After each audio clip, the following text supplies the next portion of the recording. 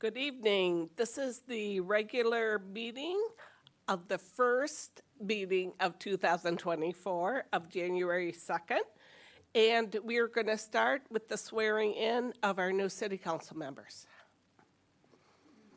And first is the Honorable Letitia Wilkins. Good evening. So I'll actually have Ms. Wilkins and Jeff and Mary all stand and raise your right hand, please. And then I'll just ask you this question. You'll say, I do or I will. Do you solemnly swear that you will support the Constitution of the United States and the Constitution of the State of Michigan, and that you will faithfully discharge the duties of the office of City Council Representative of the City of South Haven, Michigan, according to the best of your ability? I will. Wonderful. Your cards are in front of you. If you please sign those, and I'll pick those up at the end. And then Ms. Brown, if you'd stand and raise your right hand, please. Do you solemnly swear that you will support the Constitution of the United States and the Constitution of the State of Michigan, and that you will faithfully discharge the duties of the office of Mayor of the City of South Haven, Michigan, according to the best of your ability? I do. Wonderful. Thank you.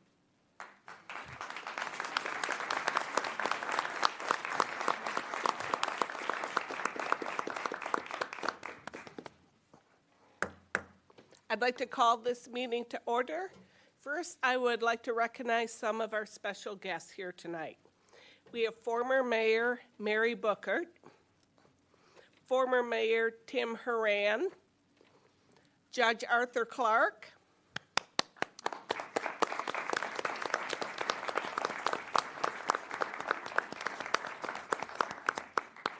Allegan County Prosecutor Myrene Cook, and former State Representative Joan Bauer.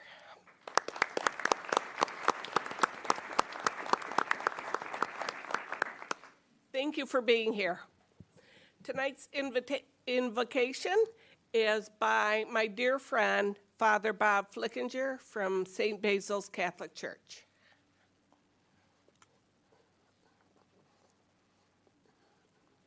First of all, I'd like to congratulate the new council, new mayor, and all who have made this such a beautiful city to be a part of.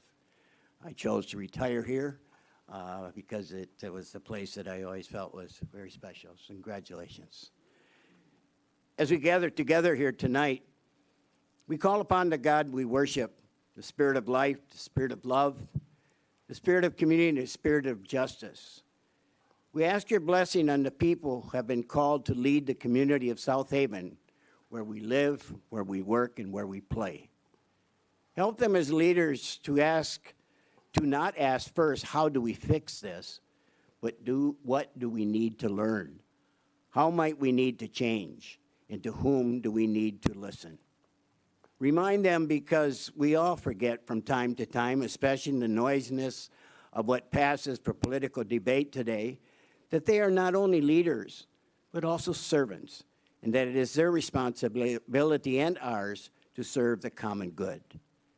Remind them that no matter where we live, everyone is our neighbor, and that throughout the ages, prophets have called the leaders of the people to respect and protect the least of those among us, our children, the elderly, the poor, those who are hungry, those who have no homes, those who are ill in body, mind, and spirit, the stranger and the immigrant in our midst, those who live on the margins, those who are alone, those who are forgotten. Grant this City Council of South Haven the wisdom and courage to know and do what is right and good and true. May they speak out when it is time to speak out, listen patiently when it is time to listen. May they and we always be guided by the Spirit of justice and the Spirit of love. This we pray in humble thanks to the God of our choice. Amen. Amen. Thank you, Father Bob. Please stand for the Pledge of Allegiance. I pledge allegiance to the flag of the United States of America and to the republic for which it stands, one nation, under God, indivisible, with liberty and justice for all.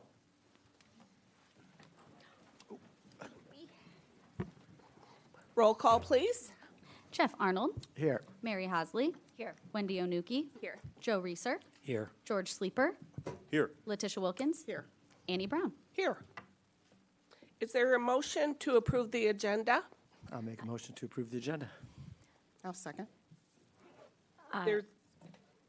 There's a motion to approve the agenda.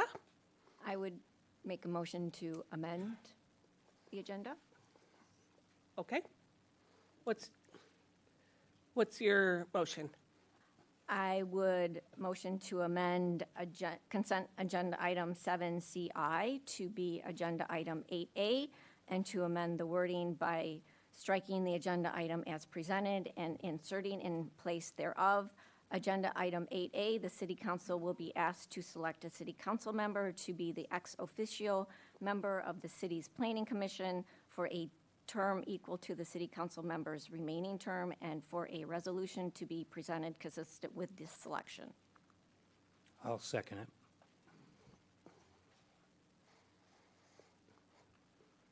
Okay, we have a motion and a second to Mrs. Hasley's amendment. All in favor, say aye. Aye. Opposed? Okay, the motion passes.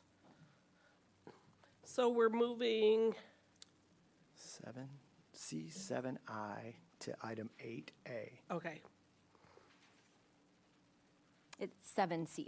Sorry, 7CI. okay, thank you. It's now time for public comment. We got to vote on we still need to vote on the consent agenda.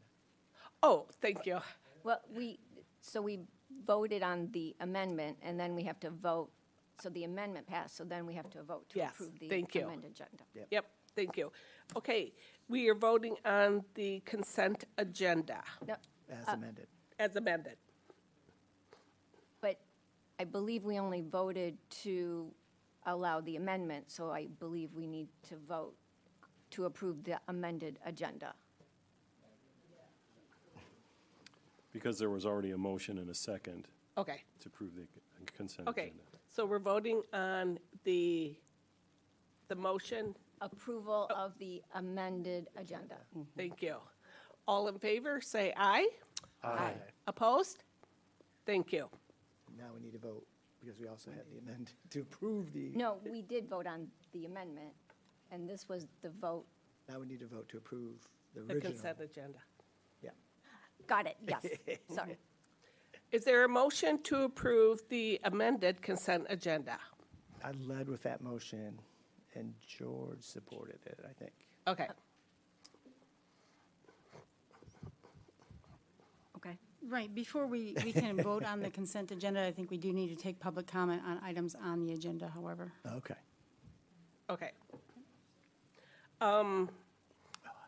Public comment, we're moving to public comments on items on the agenda, excluding the item scheduled for any public hearing.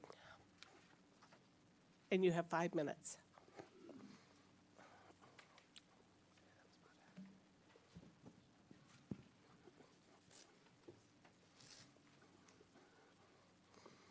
Good evening. Hi, good evening. Clark Cooper, 305 Erie. Congratulations. There's no public agenda on that, but it was on the item. I'm kind of confused about what's going to be added as an ex aficionado to the Planning Commission. And as a Planning Commission member, I'm really confused. And are we going to put ex aficionados on every single one of the boards and commissions? And that's just my comment. City Manager, would you like to comment? With the Planning Commission is an ex officio member that is appointed to the Planning Commission to serve as a member. They do have full voting rights, but per the Code of Ordinances, there has to be a resolution that accompanies that appointment. That is not in the packet. That would have to follow this, that would have to come at a later date, preferably at the next meeting in January. So that would be an individual, I'm sorry, Mayor, I should address the Nope, mayor. this is fine. That would be on top of George, so we would have 2 council members? No, by our rules, it would be just one ex officio member that is appointed to the Planning Commission. Okay, So a but total of George 9. would also be part of the commission as a liaison? What is in the packet is that George Sleeper would be appointed as the planning commission ex officio. Oh, okay. Thank you. Thank you. Any other comments?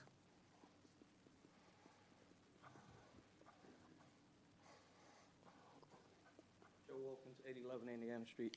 Just a point of clarification, that last comment you made, Kate, I didn't understand that. So what was amended was to get a resolution from the council on who will be the ex officio and on the planning commission. Am I correct? Yes, my understanding of the motion was to remove item 7C I, which is the planning commission appointment of the ex officio member, to 8A, and that is the appointment of the council's representative to the planning commission. Whoever the council decide, correct? That's correct. Okay. I think what I just heard, that George would be included, automatically included into the package, or it would be whoever the council decides. So the mayor has recommended that George Sleeper be reappointed to the planning commission as the city council's ex officio member, their representative. And that is, of course, a recommendation of the city council. The city council would confirm. So this being taken out of that would be the council would be discussing that. Now, moreover, it has to be solidified by resolution that has to be brought back at the next meeting. Okay. So, all right, so there's still some process left to who That's would be. Go, thank you. Still in public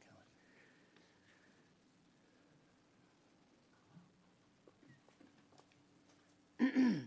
Elaine Herbert, 404 North Shore Drive.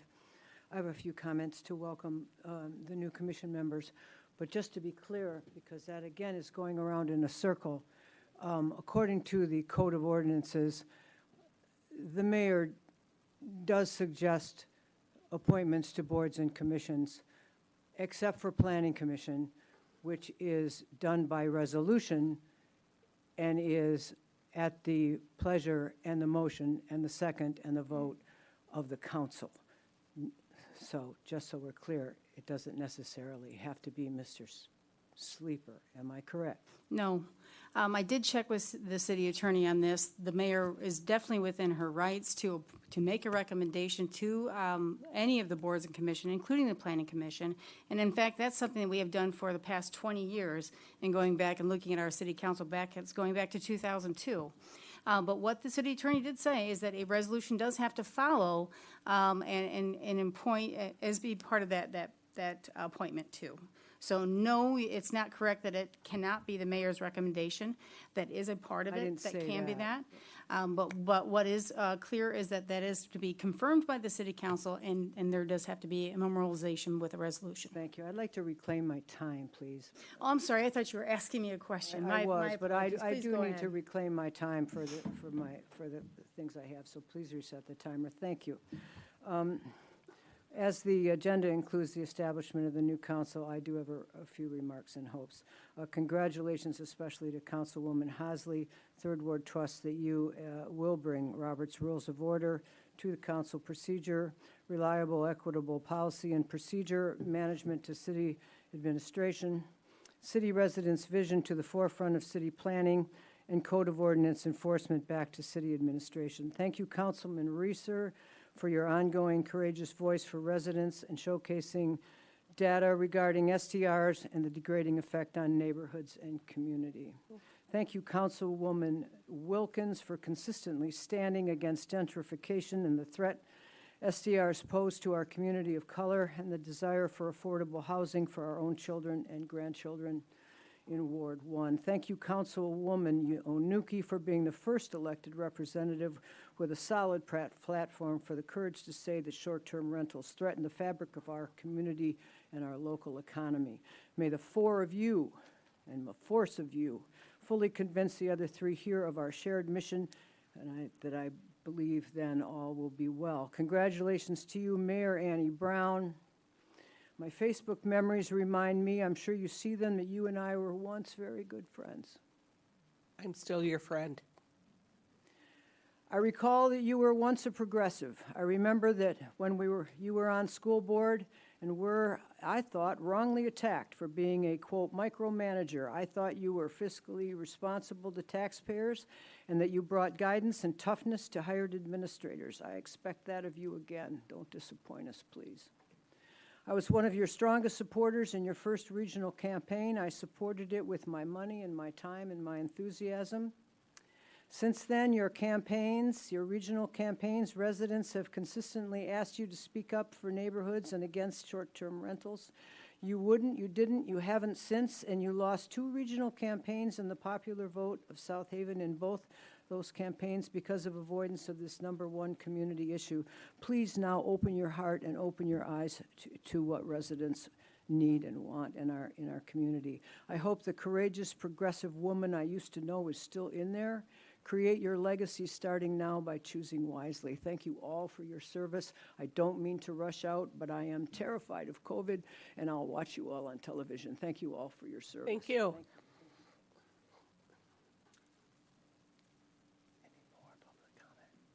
Any more public comments?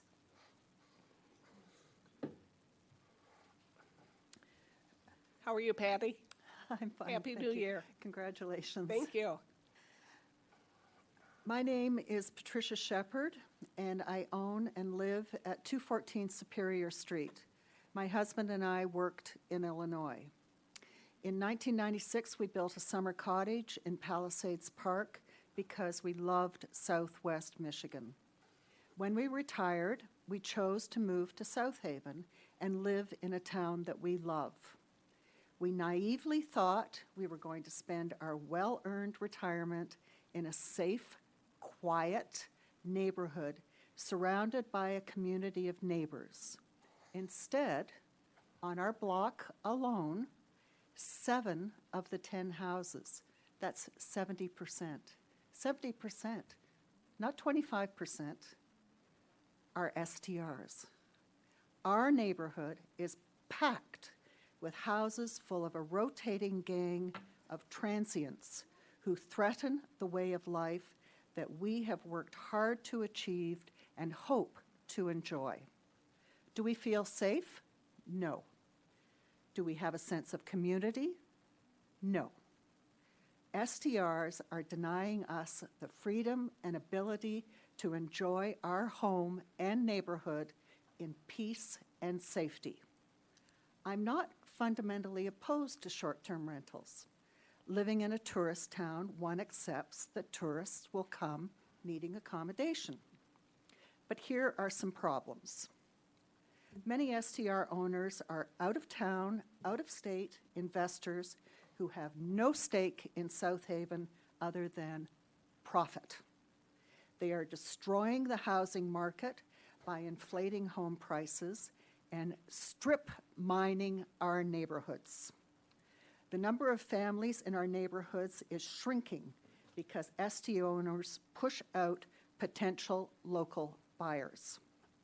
Empty houses don't make a great community. We need children in our schools and families in our churches.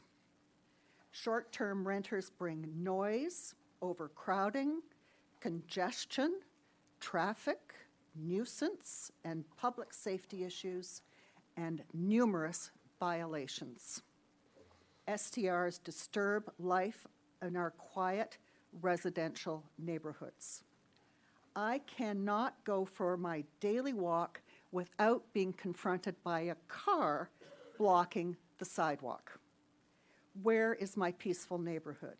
Where is the quality of my daily life? STR investors displace residents and increase rental and housing prices. Jobs can't be done because there's nowhere to live. Where is your sensible housing policy? How do you see the future of our neighborhoods? Do you see residential neighborhoods full of families or motels, empty houses, overflowing with transients part of the year? STRs are motels with no on-site management.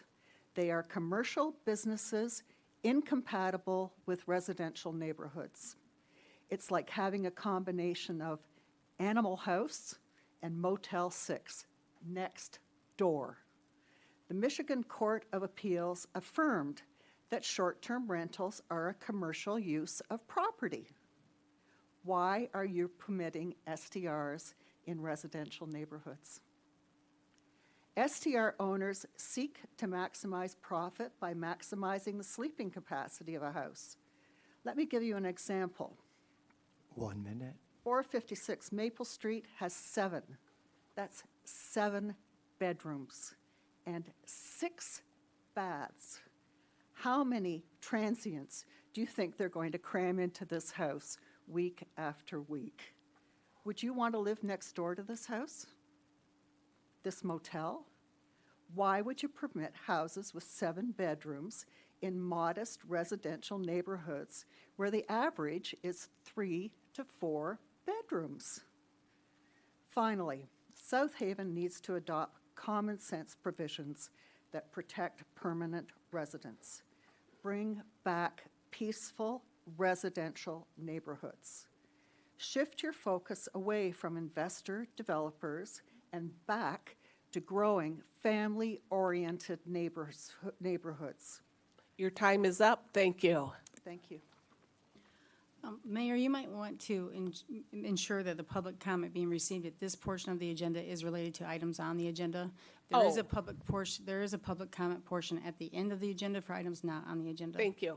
Public comments for now are items on the agenda. Any other comments? Okay. Moving on. Now we need to vote on the consent. Now we are voting on the consent agenda items A through B and D through F. Well, it looks like because of the motion made by Councilmember Hosley, it's now A through F, with the one item being exempted out, that's now 8A. So you were fine to go through A through F, noting that there has been one portion pulled out. Okay. And then, And the portion pulled out is 7C with respect to appointment I. okay. The motion is to approve the consent agendas A, B, D, E, F. Is there a motion? I'll second it. wait, I'll make the motion. wait. We never voted on the first 2 motions. I made the motion, help me out. I made the motion to approve the agenda, consent agenda. No, you made the motion to approve the agenda, Okay, and then I made the motion to amend the agenda. okay. So we don't yet have a motion to approve the consent agenda, which I will make. I move to approve the consent agenda as amended, which will include items A, B, C. B. I want to get my Not C. Could be C, but. C, yeah. A through H, and D, E, and F, where item 7CI has been removed. Second. Okay. We have a motion to approve the consent agenda A through F. Roll call? Arnold. Yes. Hosley. Yes? Onuki. Yes. Reeser. Yes. Sleeper. Yes. Wilkins. Yes. Brown. Yes. The motion passes. Moving on to new business, the city council will be asked to select a mayor pro tem. I make a motion to nominate Joe Reeser as Mayor Pro Tem. Second? Any other nominations? I make a motion to nominate Jeff Arnold as Mayor Pro Tem. Is there a second? I second. Point of order, can a mayor second a motion? I don't think we've had that. I think it'd be better if there was a second who was not the mayor. Is there any other council member who would support that? I'll second. Point of order, can a person who's nominated second? I think he can. I don't see why not. I believe he can. I mean, it's not like there's not an extra compensation for it, so it's not, there's not, I guess, a barrier as to why they couldn't second. Okay. We'll start with the motion to nominate Jeff Arnold as the mayor pro tem. All in favor, say aye. Oh, yep, all in favor, say aye. Aye. Do we not, I get to discuss? Oh, I'm sorry. Yep. Open for discussion. Oh, go ahead.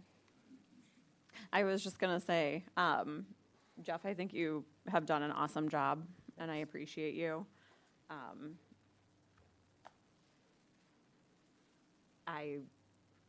I would also like to see Joe do it because we line up on so many different issues. That's all I wanted to say. And I would like, in further support of my motion, I have known Joe.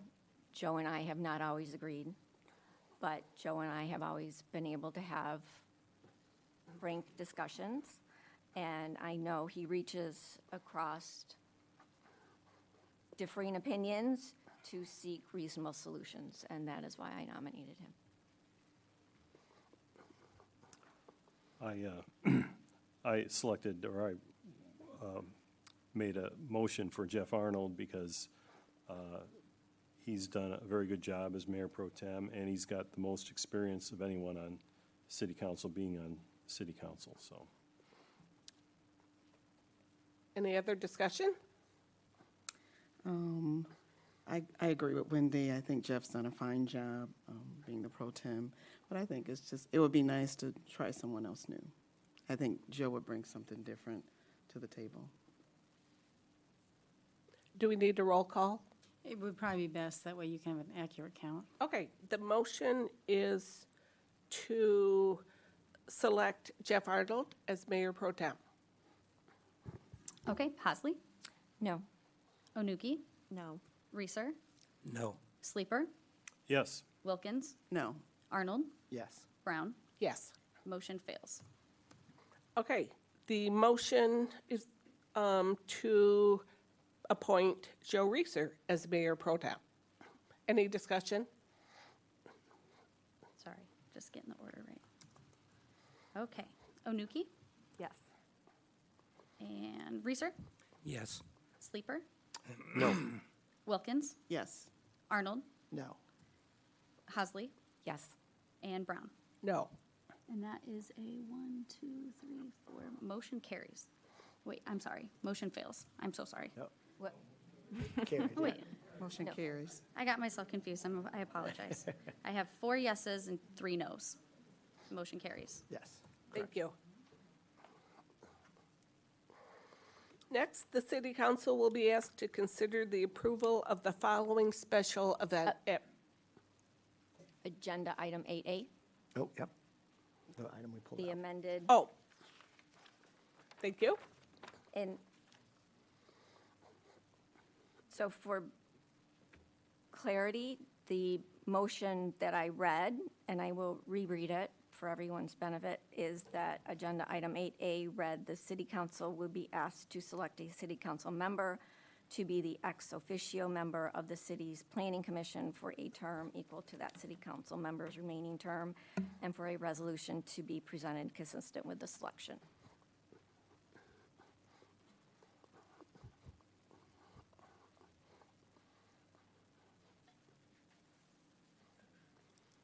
So we need a motion Okay. for So- someone's. And I'll just be clear, when I bring the resolution back, I will be having that run by the city's attorney, so just making sure that the language is correct. So whatever you're doing tonight, hopefully that comports with what the attorney is going to be asking for in the resolution. So we may have to be doing this twice. And we did vote on, the vote we made included item C.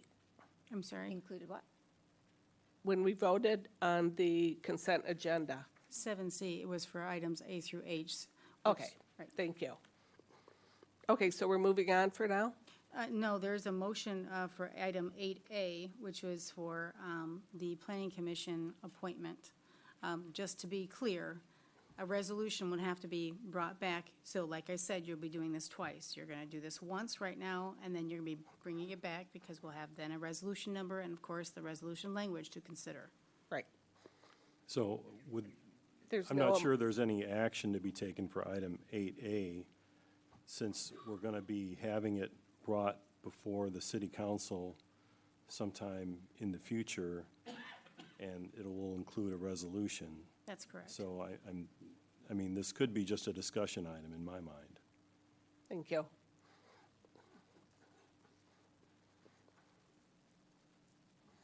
And Kate, this came to light, I think Councilperson Hosley was doing her homework and noticed that it had been missed in the past, but as you said, we've been doing this for over 20 years. That's correct. And that has maybe become the new past practice. And so in light of that kind of confusion, you're seeking an opinion from legal. Yep, we've already talked, I've already been in discussion with the city's attorney. He says what we've been doing is fine. However, with the one exception of the planning commission appointment, we do need a resolution. So that will be prepared, be prepared at the 1/16 agenda Okay. for that meeting date. And so are we doing discussion, because the agenda item was to select the member that would then be followed up with a resolution? Or does this need to be tabled or postponed?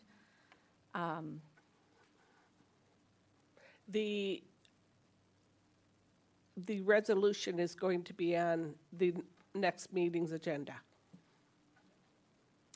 And for clarity, also, the wording of the ordinance is that the city council selects it. Well, in speaking with the attorney, he said that how the city has been doing it is perfectly fine because it is subject to the confirmation of the city council. So it can be a mayor's recommendation, but it is ultimately confirmation by the city council. So should the council want to change that appointment, they can do so at that time. Thank you. Do you have a motion? I'll make a motion. I move to nominate Mary for selection of ex officio city council member to the City Planning Commission for her remaining term of Ward 3 City Council person, and a resolution to be presented consistent with the selection. Can you read that again? Sure. My pleasure.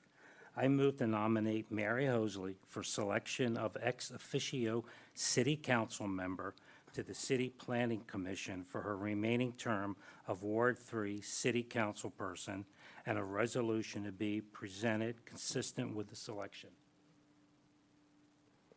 Is there a second? I'll second. Okay, could we have a roll call, please?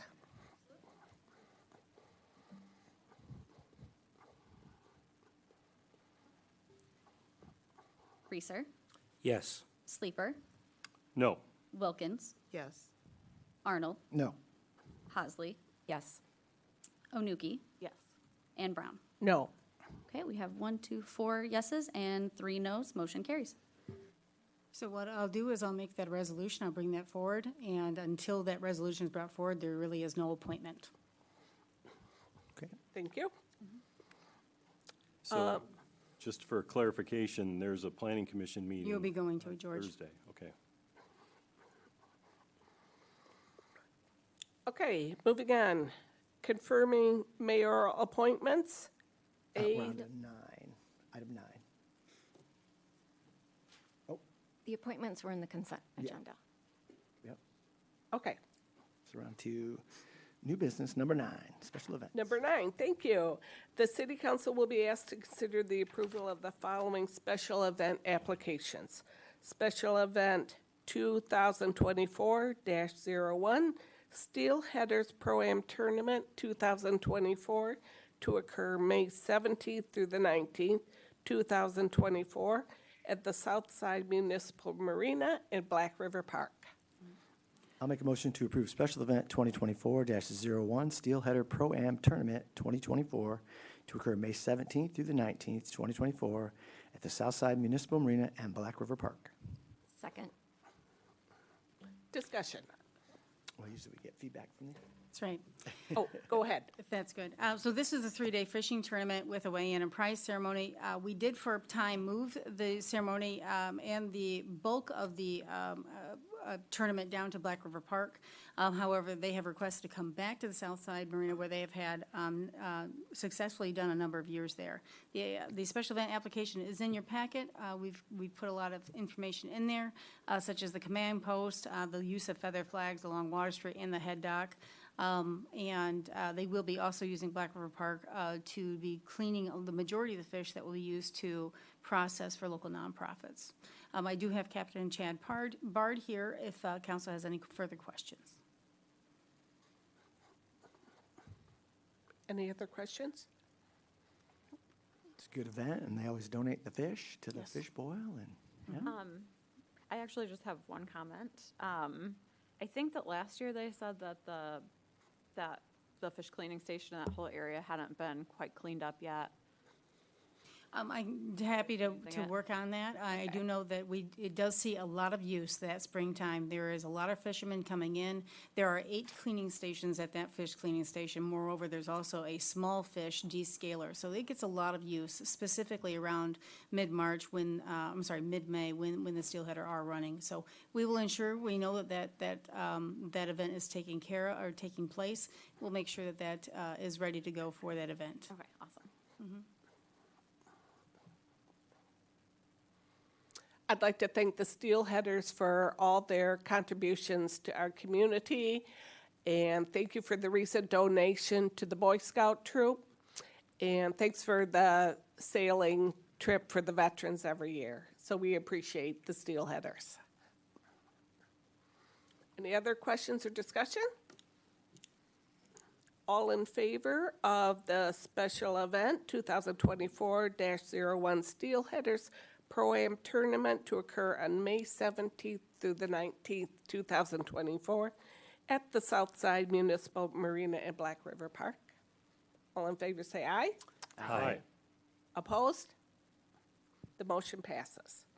The next special event is 2024-02, the Queen's Cup, to be held June 28th through the 29th, 2024 at the South Haven Yacht Club.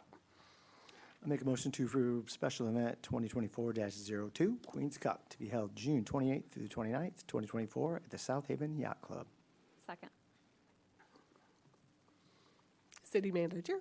Well, this is an exciting event that we're happy to see come back. If you remember, if you've been around this town that long, we've had the Queen's Cup here in 12, 15, and 17, and maybe, was it 19? Nope, not 19, but we've had them 3 prior years. Griffin Graham, our harbor master, has been working with the Queen's Cup with South Haven Yacht Club and is here to kind of answer any questions tonight. I know he's put a lot of time and effort into this event. Griffin, if you'd like to summarize your actions here. Sure, thank you. Good evening, everyone. I don't have a whole lot more to add, but I'd be happy to answer any questions. We also do have a representative from the Yacht Club here this evening in case there are any questions specifically for them. But as the city manager mentioned, this is an event that's been successfully hosted in town several other times. The proposal being brought before you, or the application being brought before you is very consistent with those successful events.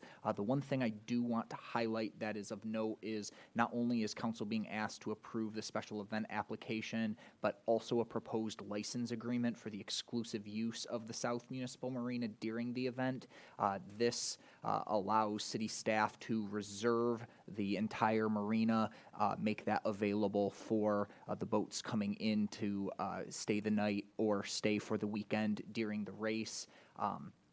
With that, the Yacht Club does pay a license fee to offset the costs of staffing and not renting boats, slips out for that weekend. So that's another piece included in this that I guess is not normal to many of our special events, but it is consistent with how we've successfully hosted this event in the past. So I'm happy to answer any questions.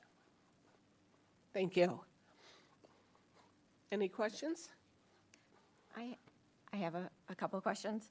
I sent them in ahead of time. I'm just going to try and highlight some of them. So with the exclusive use, I know that there are other licenses for the use of the Southside Marina. Are there alternative locations for those license holders? Yep, so during the this license event? that we have for the two other commercial vessels at South Marina, there is provisions in those license agreements that they can be moved during special events, and our team would be working with them if they need to be moved to work with them to find another location temporarily. Excellent. And for the cost, for the $5,000, how was that amount identified? It was identified by taking the revenue that the city of South Haven would bring from a full use of the marina for 2 nights and then rounded down. Got it.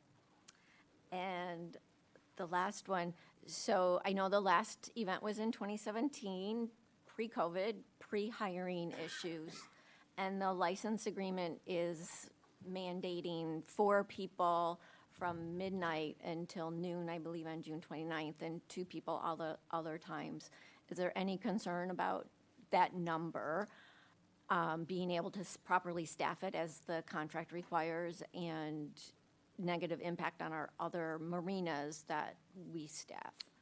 No, there's not concerns. If you look in the language in the agreement, it's not necessarily a guarantee of that many. It's essentially setting a limit. It's more of a not to exceed. But I can tell you that we don't typically have staffing issues at the marinas in June and July. We tend to struggle a little bit more when you get towards the end of August or September, when our high school and college students start going back to school, but I don't foresee there being any staffing issues. And I can also tell you, for an event like this, if for whatever reason we're not able to staff, we've got full-time professional staff, including myself as the harbor master, the marina manager, city manager who's worked these events before. We will make sure there's enough personnel to have a successful event.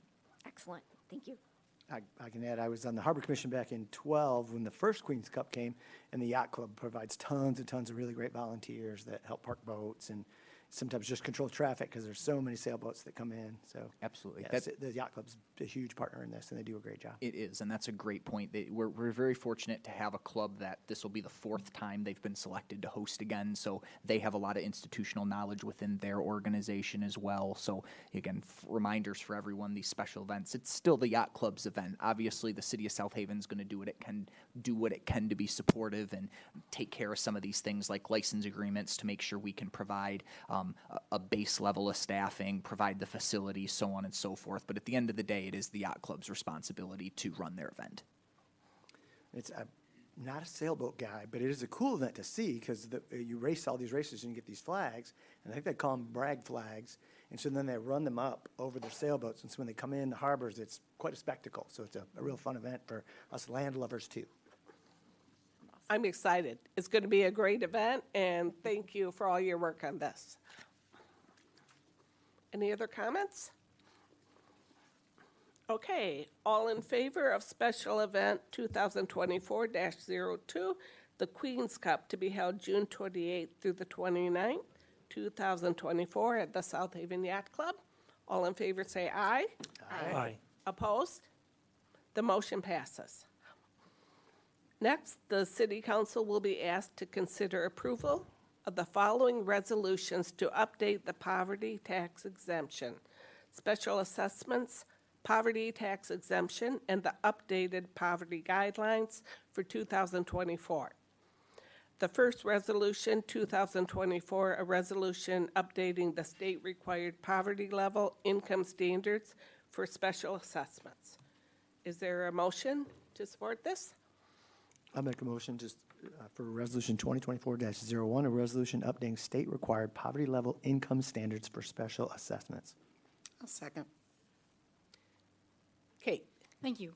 So the poverty tax exemption resolution and the guidelines are to provide relief for qualified homeowners who are truly in need from the payment of special assessment and for property tax. We're talking about special assessment.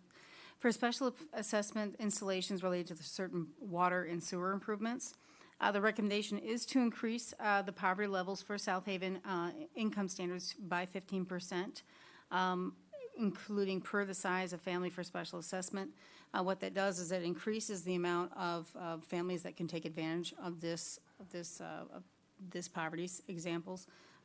Poverty assessments, poverty guidelines rather. So if we left it at the federal guidelines, people who are making that amount, I think is 15,400.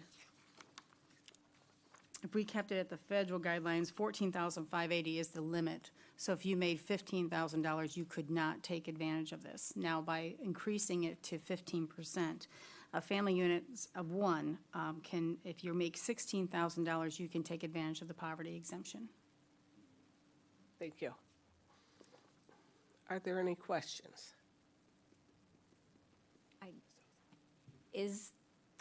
Thank you for that explanation. I had misunderstood how that was working out.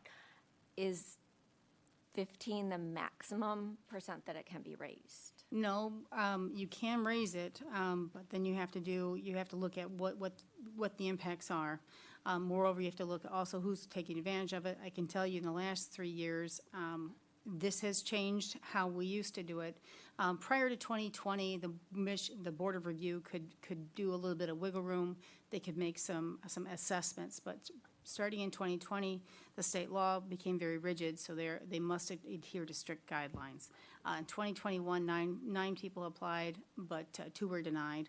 In 22, 7 people applied and 2 were denied. And last year, 5 people applied and 1 was denied. So they have to go through a standard. They have to provide documents. So this can be set higher, but then you have to offset that with your assessment. So you have to figure out how much more is going to be taken off and things like that. So this is what the assessor is recommending based on what we're seeing. Now, if there's changes to that, we can definitely bring that back, or if council would like to see an analysis, I'm sure we can provide that. Thank you. Any other questions? Okay, the motion is to pass the resolution updating the state-required poverty level income standards for special assessments. All in favor say aye. Aye. Opposed? The motion passes. Thank you. The next resolution, 2024-02, a resolution updating state-required poverty level income standards for property tax exemptions. I make a motion to pass in support of Resolution 2024-02, a resolution updating the state-required poverty level income standards for property tax exemptions. Second. City Manager? Similar to what we just talked about with special assessment, this sets it for the property tax exemption, so this sets it for the same level and for the same amounts. Thank you. Any questions? Kate, did the same amount of people apply for this one, or do we have more people? I'm sorry, those numbers are for anyone who applied for any exemption. Okay. And if you do apply for the poverty tax exemption for the property, it would be done for the special assessment. Not every property carries a special assessment, but this is just routine business to make sure that if you are setting them for the poverty level, that you are also setting them for the special assessment, because there are some parcels that still carry special assessments. Got it. Thanks. All in favor say aye. Aye. Opposed? The motion passes.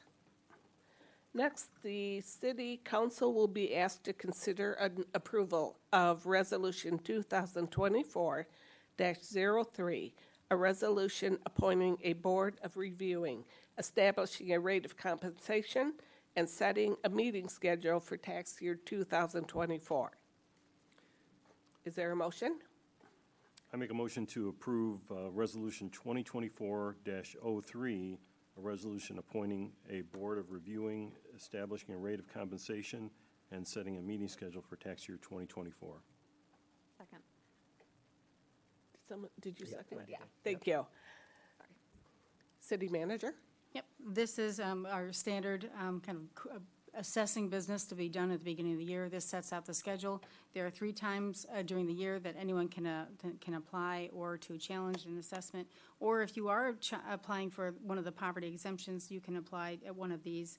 So it's March, July, and December. Thank you. Any other questions? All in favor say aye. Aye. Opposed? The motion passes. Next, the city council will be asked to approve a proposed workshop schedule, training, housing, priority setting, and on the budget. I make a motion to approve the proposed workshop schedule for training, housing, priority setting, and budget. Second. Well, thank you. So this is a pretty aggressive workshop schedule. I think it exceeds what most people have done in their previous years here. We do know that it always benefits this new council that is coming in to do some training with board dynamics. So we have enlisted the Michigan Municipal League to come here in a two-part training session. We broke that up because the initial request for up to 8-hour one training was a bit too much. So we have January 8th. There was a typo in there. It should say Tuesday, January 16th. That is, we have parliamentary procedure training that would precede the regular meeting at 5 p.m. We also have a second part with the MML board training. We do have a housing workshop with Ryan Kilpatrick. As we do have some new members on the city council, and we do have the Overton parcel, it would be good to reconvene with our housing consultant, see what is out there, and then really dial into what the council would like to see with the Overton parcel, and really dial into the core, I guess, the must-haves council would have, and figure out a way forward with that parcel. We also have priority setting and strategic planning on March 11th. That would be with former city manager Alan Vandenberg. He happens to be the Kent County Administrator. I ran into him at one of the Michigan Municipal Executive meetings last summer, and he offered to come here and help us with that priority setting and strategic planning session. Then we go into our budgeting workshops. We have a capital improvement workshop on March 25th. And then we have budget workshops 1 and 2 for April 8th and the 15th. If you remember, our city council schedule in April is condensed due to spring break. So we meet the second Tuesday and the second Monday and the third Monday instead of our first and third. And thus when we also have our budget workshops. So this is a pretty aggressive schedule, but as you remember, part of our budget timeline, we have to approve our budget at the first meeting in June, so that's why we're kind of hitting some of those dates. Thank you. It's a busy schedule, but we are ready to get to work. It is, and if you've noticed, I've tried to keep these on your typical meeting date, which is Monday, which I think is easier for many of you to, 'cause like many people, you have many arrangements on different days, so Mondays, I think, are typically reserved for city council, so. Thank you. We appreciate that. Okay, any other questions? I have a clarification, please. I would like clarification on whether beach safety is considered a priority or whether it's considered a standard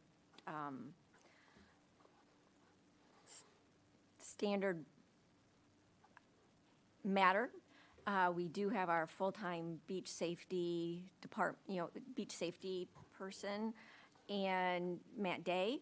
And I know that last year, the beach program had to be approved in March. And that was time of the essence. And so if it's going to be part of the priority setting with that on March 11th, I see some problems. And also I just see problems if we wanted to do anything for this summer, having the priority meeting set in March would frustrate getting that done. Or will the council be addressing beach safety separately like they did last year with the beach safety program in March? At the meeting on priorities, we will get together to listen to what everybody's priorities are. So that's the date we have set. And that gives us a great opportunity for all of us to get together and discuss what the priorities are and how the majority of us feel.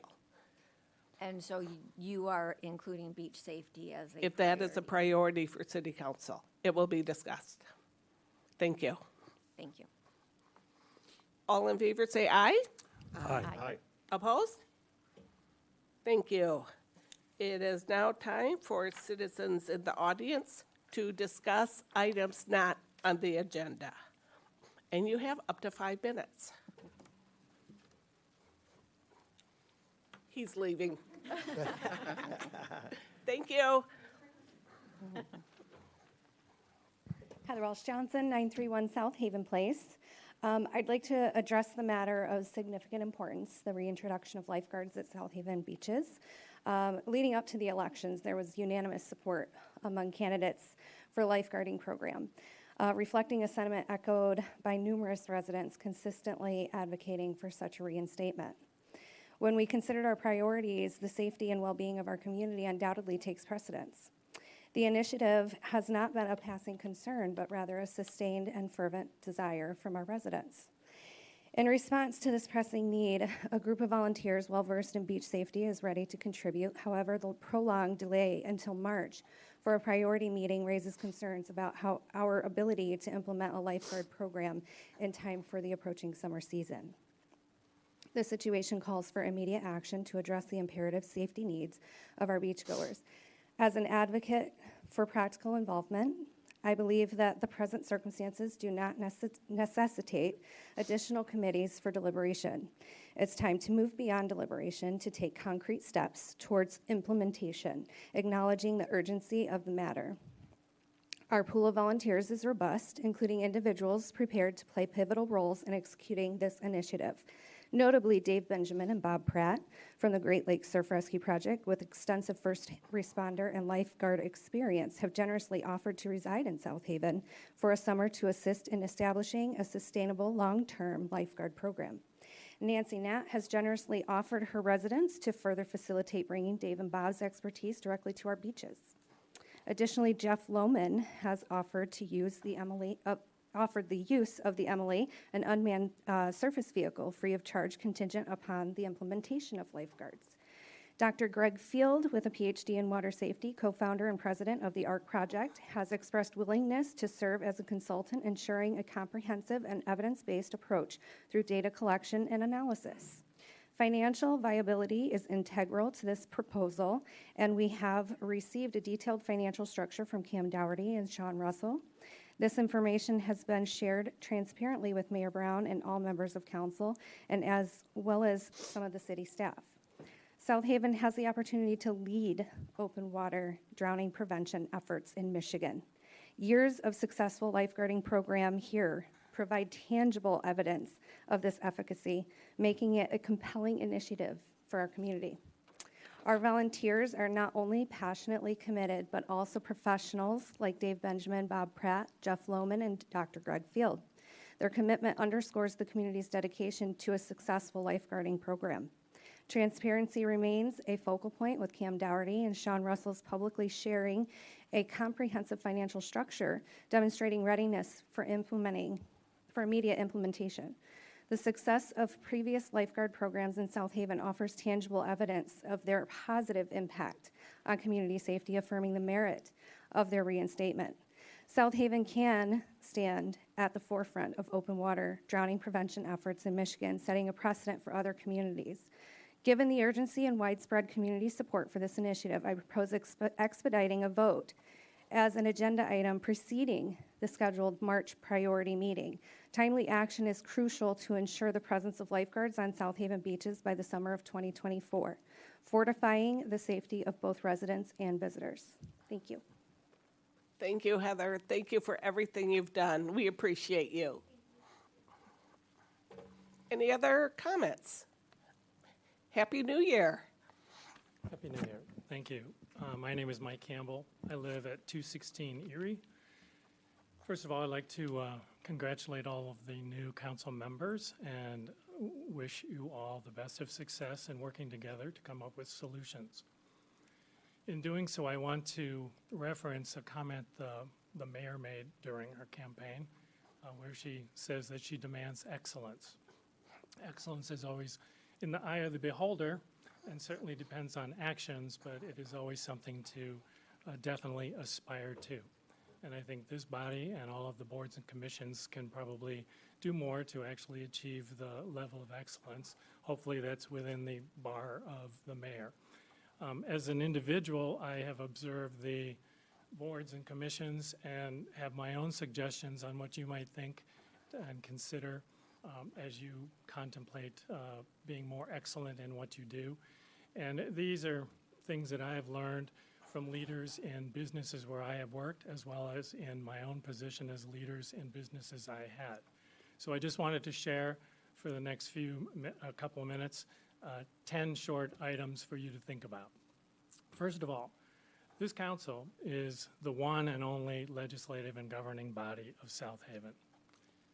No one else.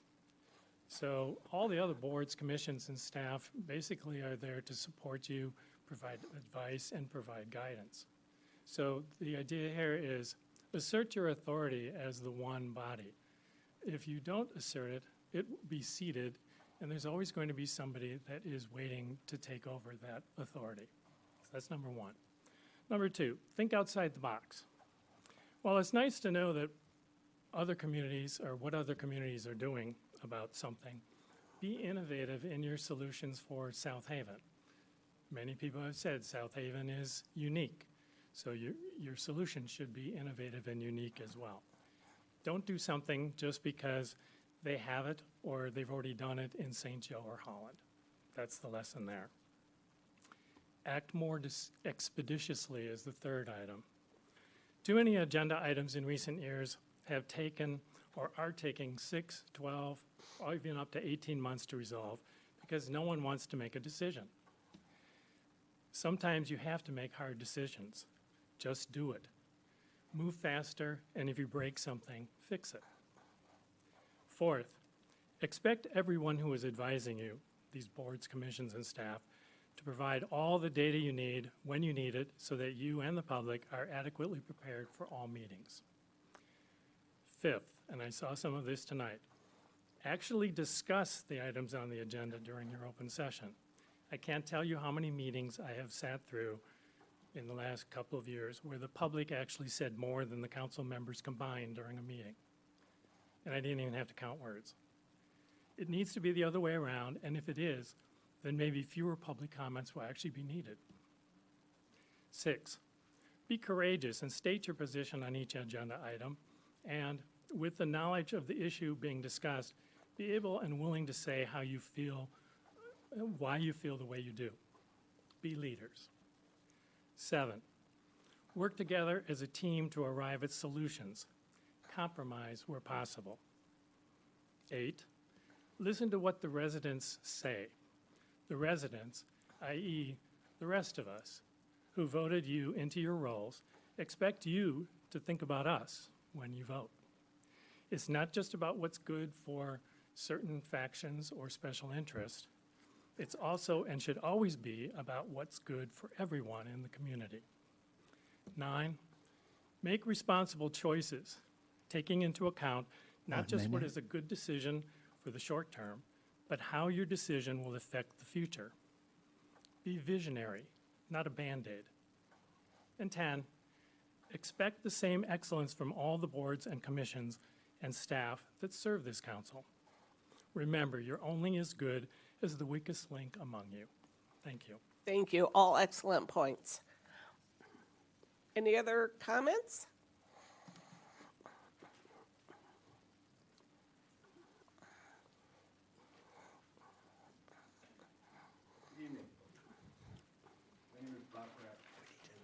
Microphone. We can't hear you. Yeah, I live at we can hear you, but- 6133 Oak Park Trail in Hazlet, Michigan. I'm the Director of Education for the Great Lakes Surf Rescue Project. I know some of you, I've talked to most of you in the past. First of all, let me congratulate you on the newly elected people. And I want to echo some of the sentiment that Heather talked about in the timeliness of if we're going to bring lifeguards to the beaches this year, we are already behind the 8 ball. The city of Chicago has a program where they have already hired cadets. They're not yet trained, they're not yet qualified to be lifeguards, but the hope is that in bringing them in, and they have more than 100, that they are paying to be put in the cadet program, and they are taking swimming lessons, and they are being mentored by lifeguards already in Chicago. I believe they're being paid $17 an hour in hopes that they will fill the lifeguard stands in the city of Chicago. You all should have received an email from me. If you did not, please let me know. And a little bit of a glitch with, I sent it to the council mailbox, but apparently, because you weren't sworn in yet, it didn't get to some of you. So we would love to be a resource for you. We have lots of contacts all over the world with people who are facing the same kinds of issues that you are facing, trying to retain and train lifeguards.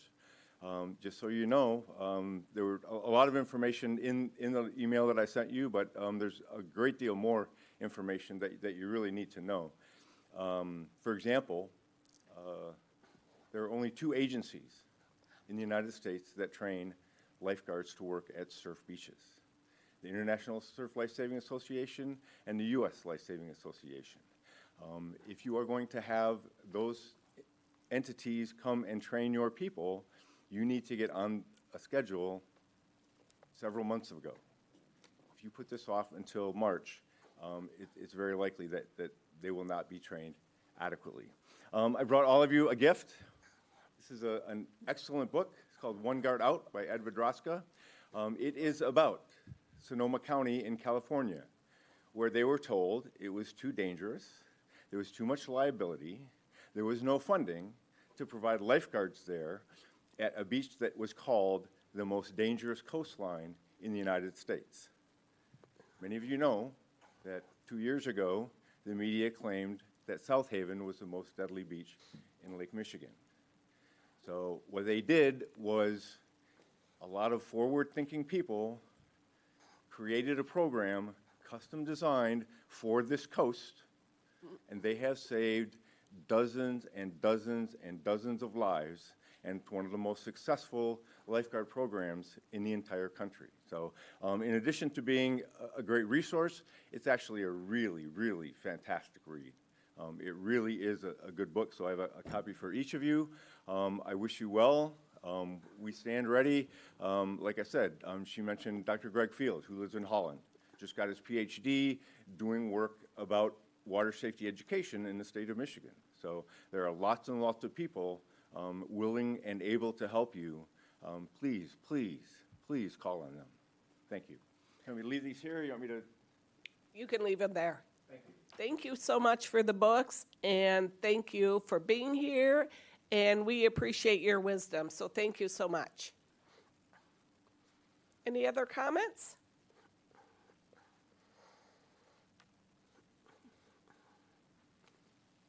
Wilkins, 811 Indiana Street. I want to congratulate Mary and our new mayor, Annie Brown. Like a runner, getting out the blocks. It's really difficult just getting started, but I know you'll write your own legacy. You'll do a great job. Thank you. My comments comes from just seeing the hardships and what people are going through and what short-term rentals impact to others are a little different to some. In our area, it may come across a little different than how it impacts others, but those are the hardships that I hear the most. And so as the council is aware, there has been many discussions over the last 3 to 4 years concerning the lack of affordable housing and the impact that short-term rentals have had on the available housing market in South Haven. Unfortunately, unlike other lakeshore municipalities, South Haven, in my humble opinion, now this is just my humble opinion, have either failed to recognize or just simply chose to ignore the overall impact that short-term rentals have had on our neighborhoods as a whole. And I'm speaking particularly on tonight, especially for those of color. Those of color. And understanding, when I say that, I understand that it's impacting a lot of people. But I've lived here in South Haven for over 58 years. And what made South Haven so wonderful to me coming up, it was the diversity. You had all kind of diversity. Diversities in the school, in our neighborhoods, that made South Haven special. But we have lost and continue to lose our diversity. When I was in high school, African-American population was around 26%. I believe we're under 6% now, and that number is steadily dropping. In my opinion, the former city council, along with guidance from the planning commission, both neglected to consider the impact on racial equity when writing and approving ordinances and policies to regulate short-term rentals in our community.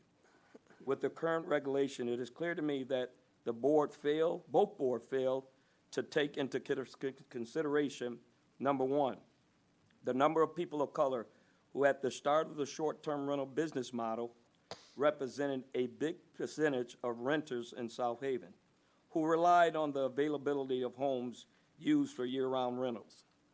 And number two, as a result of allowing so many of those homes to be bought and turned into short-term rentals in our cities, it has caused a lack of year-round rentals, which in turn has created a huge racial disparity, gentrification, and a lack of diversity in South Haven. I ask this board, this newly elected board, to take in consideration the impact on racial disparity, gentrification, and the lack of diversity when making future decisions on how to regulate short-term rentals going forward. Thank you. Thank you. Any other comments?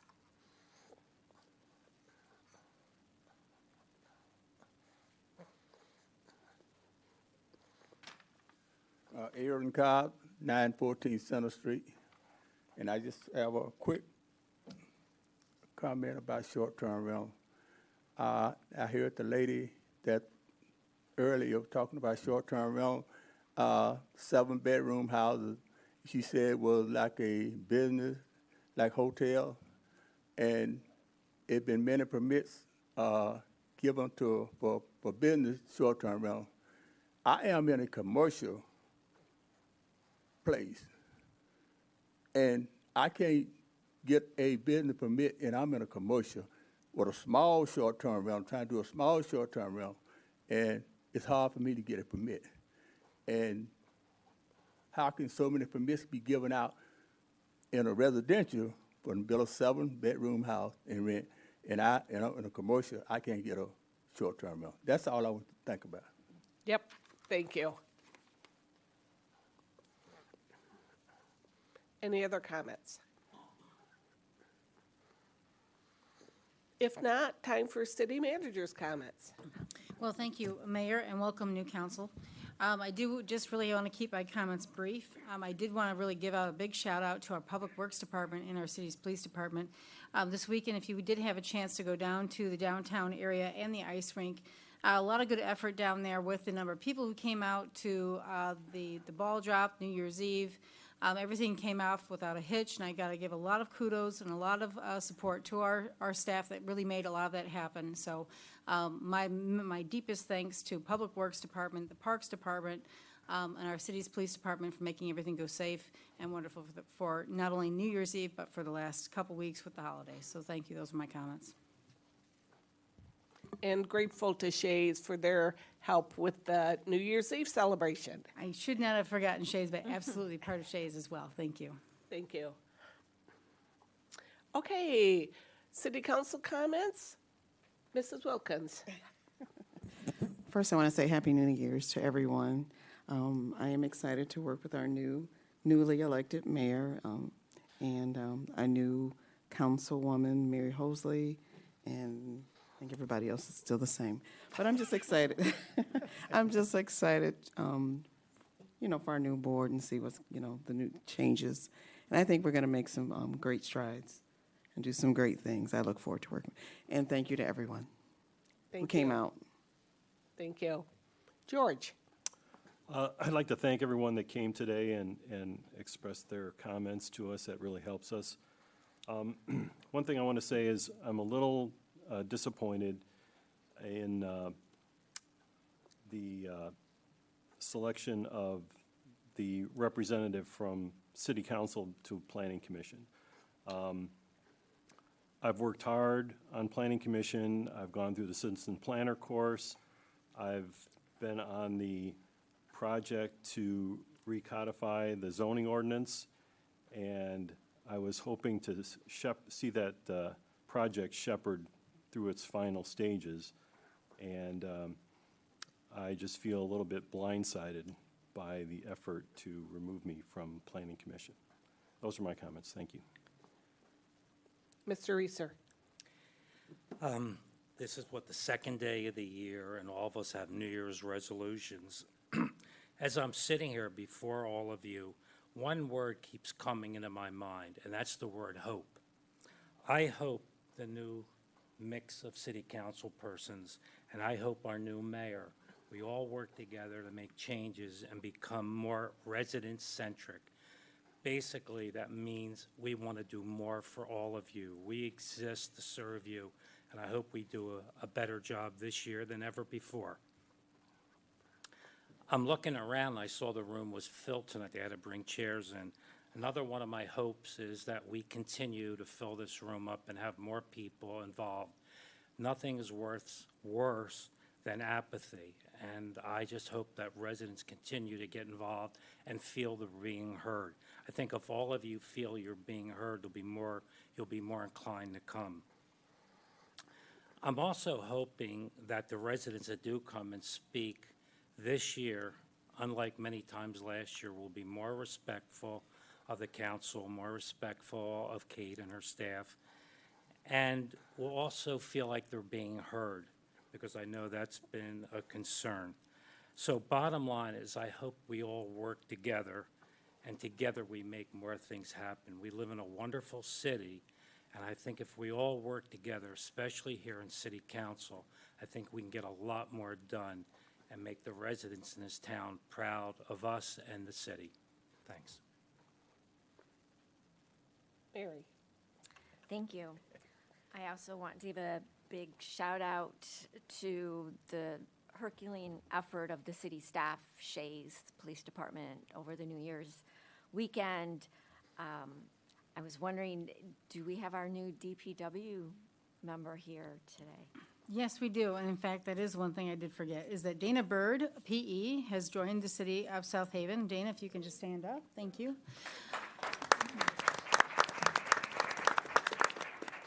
So Dana has started with the city last week and is trying to get his legs under him. So he's been meeting with lots of staff members, taking tours. So Dana has I should say it's not his first full week because we're starting on a Tuesday, but he has had many meetings, and we're happy to see him here. Thank you. And I just want to thank everyone who supported my election. I am looking forward to change. That's what I have heard when I was out knocking door to door. And my door is open. Please check out the city's website. My contact information will be there. If you have a concern, please reach out to me. If I don't get back from you, please reach out again. My phone has sometimes not always had voicemail appear automatically, has sometimes taken a second voicemail to make multiple voicemails appear. I look forward to working with everyone, moving things forward, and engaging residents. And I am very pleased to see all the turnout today. And thank you, and I hope to continue to see you here. Wendy? I just want to wish everyone a happy new year and thank the city for helping make it safe for everybody, hopefully. Thank you all for coming out and sharing your issues today. We already heard so many topics that are important to you, from lifeguards to short-term rentals, gentrification. And I hope that we keep that top of mind as we make some changes and just do our business from week to week. Thank you for sharing that. I really do appreciate hearing from you all. And then I just wanted to say to George and Jeff, I'm sorry if you do feel blindsided by how we voted today. I know it's hard for it not to feel personal, but it truly is not personal. I respect you both so much. I know you've done great things for the city.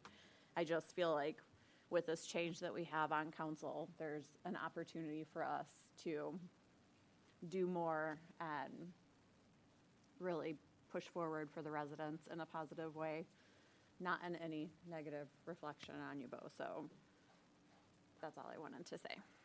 Mr. Arnold. Thank you. I just want to wish everyone a Happy New Year as well, and add my thanks to the hard work of the city, from the Parks Department, the DPW, Shays, and the police. The event, I've heard nothing but good things about the New Year's Eve event, and it just seems like it's getting better and better. The zip line was a late addition, and I hear people liked it. I was not brave enough to try that. It was, Wendy says it was scary. So yeah, there's that. And welcome to Dana. Hope you love it as much as we all do, being here.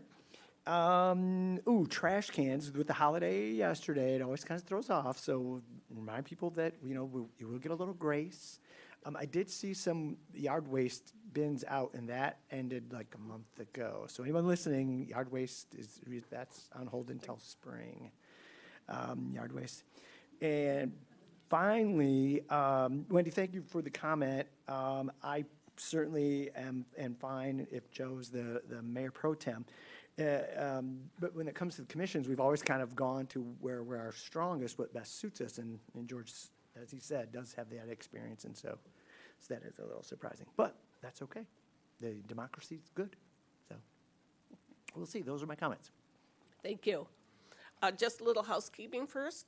Mr. Reeser, your notes on the motion for Mary Hasley on Planning Commission, can you please give those to the city manager after the meeting so they're part of the minutes and the legal records? Thank you.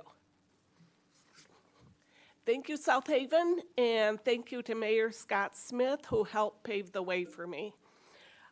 I'm like a dwarf standing on the shoulders of giants. I've been raised up and taught by the power women of our city, Mayor Betty Davis, Mayor Dorothy Appleyard, and Mayor Mary Bookert, who is here with us tonight. Thank you for everything. I am lucky to have known them and worked with all of them during the past 35 years. As your new mayor, I am committed to creating a more welcoming community. During my campaign, I talked about using all 4 burners on the stove.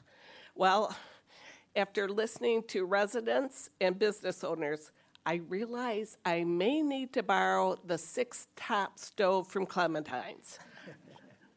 On November 7th, you elected me to this position to push the council to work, and we will do just that by collaborating and cooperating.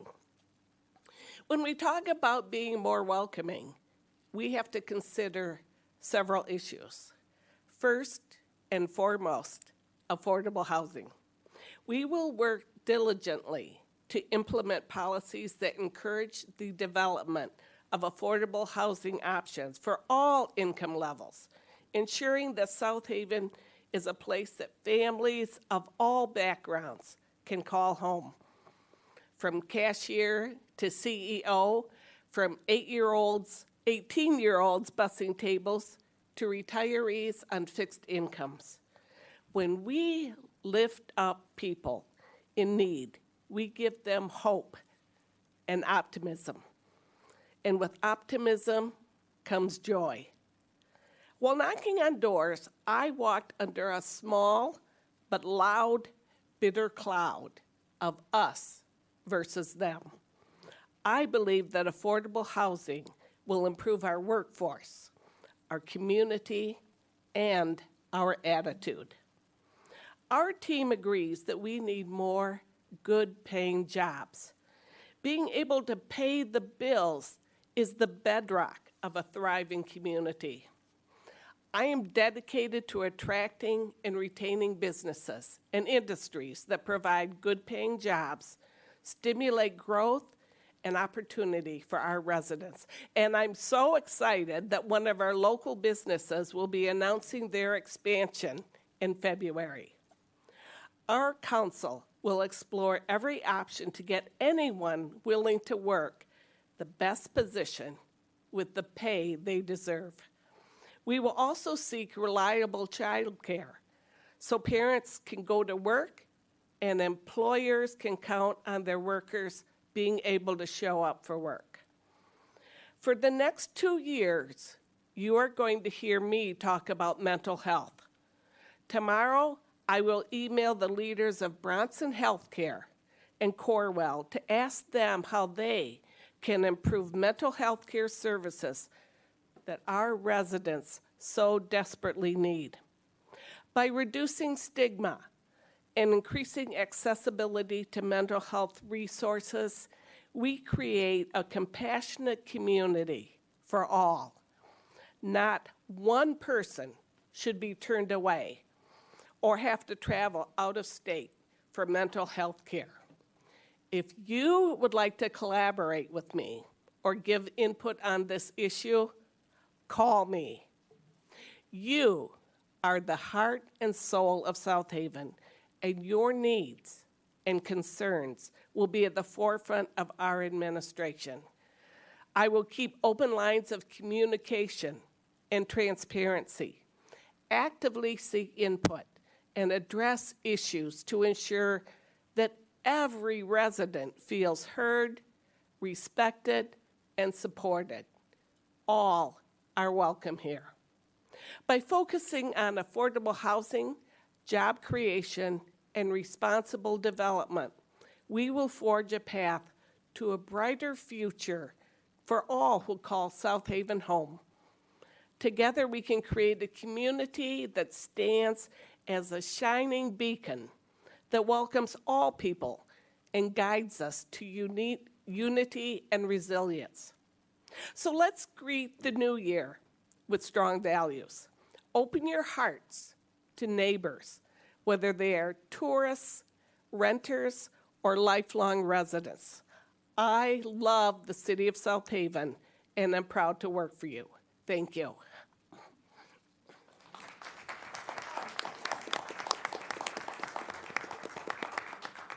You better hear what she's saying. In order to get me here tonight, 3 phone calls and a letter. Thank you, Mayor Booker. If there's no further business, this meeting is adjourned. Oh, you need a motion? Oh, Motion to adjourn? oh, is there a motion to I'll make a adjourn? motion to adjourn. Second. Then all those in favor? Do I say all in favor? All in favor? Aye. Thank you. Thank you. Good job. Yeah.